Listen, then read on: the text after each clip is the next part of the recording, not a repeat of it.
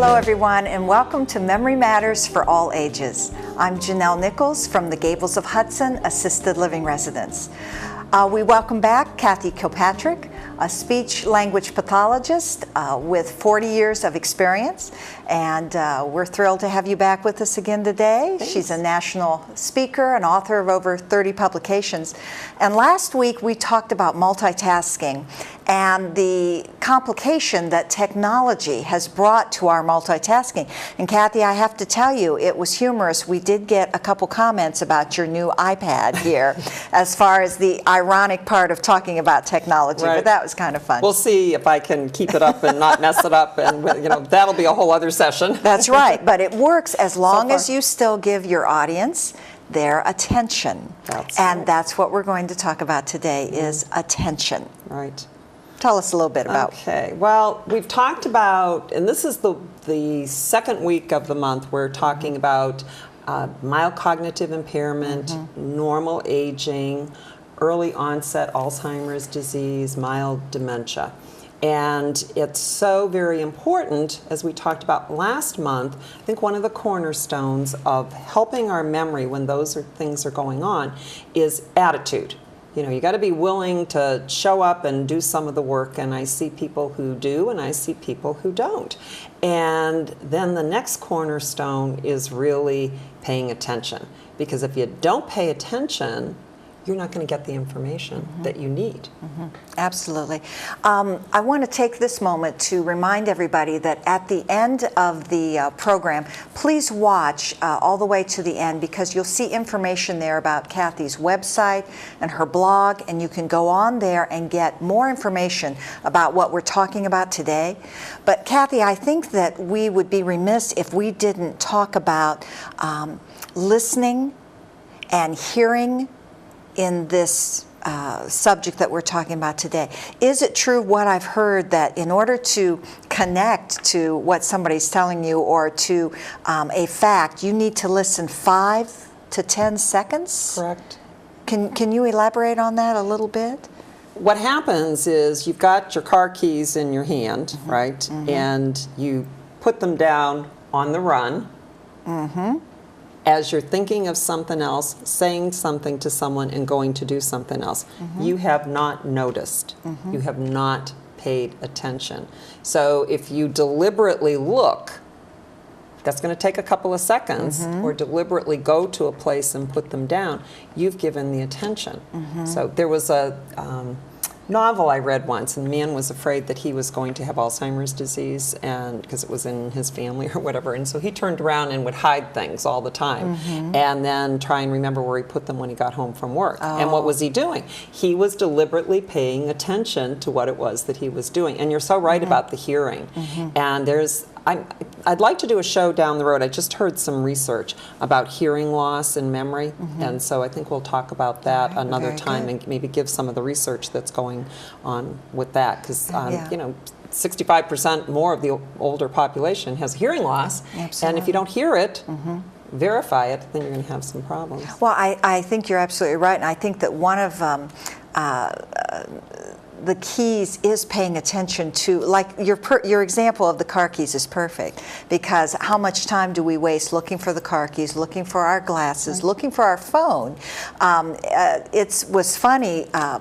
In the past, I could always pick up the house phone and call my cell phone when I couldn't find my cell phone. Well, we recently shut down the house phone because it never rings anymore. So now if I misplace that phone, I'm really up creek without a paddle. I just have to search and search till I find it. But it is, the key is paying attention and remembering, all right, I've laid my car keys, or I've hidden my car keys, or I've hidden my cash or whatever in this certain spot, and kind of making a mental note. A mental note, a we mental don't do that. connection. We just expect our brains to pop in. Yeah. Right, not anymore. No, okay. All right, well, give us a little more today on this subject. Very important subject. I like to do quotes, and I think in this program, because I could talk about this for hours, and actually I've done a 6-hour program on listening and the art of paying attention. It was just absolutely a fabulous experience with a lot of interactive listening. So a quote can give you a lot of information. Attention is the intention to live without reservation in the here and now. whether it's putting your car keys down or being present for someone in a conversation, and that's by Timothy Miller. So what I want to talk about today for a couple of the points is it's important for all of us to pay attention. We've alluded to the fact that if we are becoming less attentive because of technology, what that's going to lead to down the road. Okay, but if someone has been diagnosed with like a mild cognitive impairment or early memory loss, one of the main things I'm going to work on when I know the person has the attitude that they want to do something to help themselves is trying to work on paying attention and not, you know, being distracted too often. So that's very, very important, because what happens is you've got this underlying anxiety if you know your memory's changing. So you got this little tape in your head which is distracting you, so you're not paying attention so that you can remember better. And I've seen this with some people recently that I've been out with socially who have a little bit more memory difficulty. I think that it's really important to pay attention to that. Here's another quote by Deepak Chopra, and I like this one. The quality of one's life, yours and mine, depends on the quality of attention. Whatever you pay attention to will grow more important in your life. Last time we talked about the etiquette and in terms of multitasking, and this all feeds into that as well. It really, you know, people want to know what vitamins to take or what brain games to do to improve their memory, like it's a quick fix, and it's not. These things are so important. Our brain's a wonderful thing, but we have to have some basic skills. It's not just going to happen. You know, you take things for granted. I mean, I work with people with swallowing problems, and then you've got a 90-year-old who all of a sudden is having trouble swallowing, and it's like, well, why should I have trouble swallowing? Because I've done it my whole life. And so we really need to notice that. So here are some of the benefits of paying attention. First of all, you're going to be more competent. You're making less mistakes. And we notice with multitasking and with not paying attention that we're going to have more mistakes. You're less likely to forget things, so your memory is going to improve. And we can, this is huge in this day and age because of what's going on, and not paying attention is your personal safety. And we did some read some of the research last time about people who are having accidents, more people in the emergency room. Why? Because they're not paying attention. They've got this distraction. What happens is if you're in the present moment, and you know, look up mindfulness. That's a word that's typically thrown around, and it's such a valuable concept. And there's a lot of research that talks about, you know, meditation and being able to just stay with something and calm that mind. And it's helpful to all parts of our body, including our memory. And our relationships can be more rewarding. Well, two things that I jotted down as you were talking. First of all, I think we are a fast food society. You said, and I don't mean that we just go to McDonald's and Wendy's, but we want it right now. All right, we've got a drive-through bank. We've got drive-through dry cleaners, not just drive-through food. We want it now. So I'm having this problem. Give me a pill. Give me a pill to fix it right now. I'll take that pill every day and I'll be fine. And I think people have to realize that it's not quite that simple. The other thing is we are in the throes of the holiday season. And would you not agree that as far as attention and making mistakes and not paying attention is so much magnified in the holiday season? And I always chuckle at the holidays. I think, and I don't mean any slight to the gentleman in our audience, but I think the holidays, for the most part, it falls upon us ladies. We have so much to do. All of the shopping. I shop for every member of the family. I do their personal shopping for them too. But it's very noticeable at the grocery store, and if you haven't noticed it, I would challenge you to be alert to that. You'll see so many ladies at the grocery store talking to themselves as they're going through the aisles.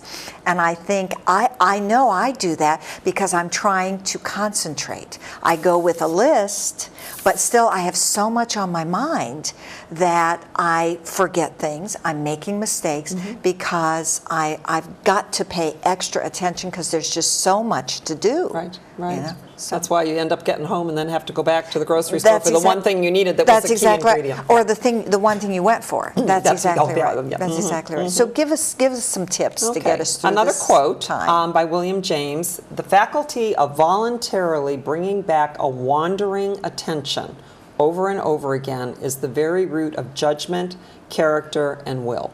So we're going to give you just a brief little thing to focus on this week, okay? Okay. Notice when your attention has shifted.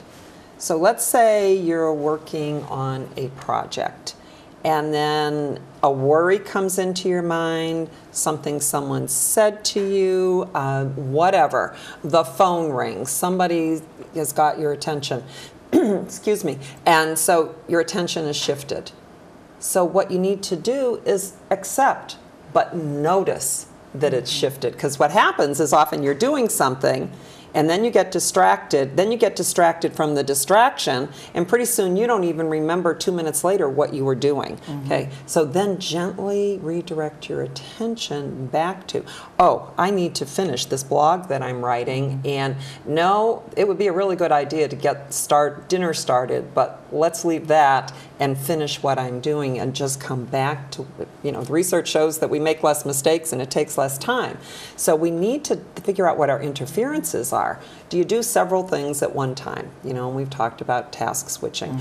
Are there environmental distractions? And if you've got a household full of people, that's certainly going to be there. Do you hurry from task to task? So like you were talking about, if we're going here, there, and everywhere, then we're going to certainly have more difficulty. Or sometimes we just operate on automatic pilot and we go from here to there. What distracts you so that you don't stay on target to finish what you're doing? Because as we get older with normal aging, we don't like to multitask. And so if we put it on ourselves by our own choice, we're kind of shooting ourselves in the foot, type thing. And then do you do those kinds of things like you were saying in the movie when you're tired or bored? So we're not paying attention to the movie anymore, and you may have missed a key part, because nowadays anything that you watch on TV, if you look away for 2 seconds, it's all over. So those are some tips. All right. Very good discussion. And in our last few minutes, I want to remind everybody to watch at the end of the broadcast. We have Kathy's website on there, her blog information. You can contact Kathy. Plus, you can go on these sites and get more information about what we talked about today. In closing, Kathy, give us our marching orders. Give us our homework and your quote that I always like so much. Thanks. Just eat a meal without the TV, without reading. Drive someplace, no phone, no music, no book on CD, which the other day I did that. I was just thought, oh my gosh, I'm so used to this in the background. And I just shut it off. It was a beautiful day. The sun was shining. It was crisp. And I just went and drove. And I actually took not the main route, but kind of went, another way. So that was good. Give a person undivided attention. Just commit yourself when you sit down. Don't turn this off, and I'm going to spend 20 minutes with this person. I had a friend come over the other night, and we watched a show that we both like, The Voice. And so to sit there, which is very unusual for me on a weeknight, to sit there for, actually it was 3 hours because it started at 8, for 3 hours in conversation with someone and not to be running and doing other little things was really refreshing. I can say, learn something new each day and then share it. So again, just being present can be a big thing. Very good. All right. Very good. You want to quote I want here? Because I think we're about out of time. I was going to say, our closing Okay, we've moments. all heard of What do you have Scott for us? Peck, and when I looked up, it said M. Scott Peck, so I didn't realize Scott wasn't his first name. You cannot truly listen to anyone or do anything else at the same time, and do anything else at the same time. You cannot truly listen to anyone and do anything else at the same time. So very good. At the upcoming holidays, be present and enjoy your moments. Very good. Thank you so much for joining us. We'll be back next week. Now go and make it a great day.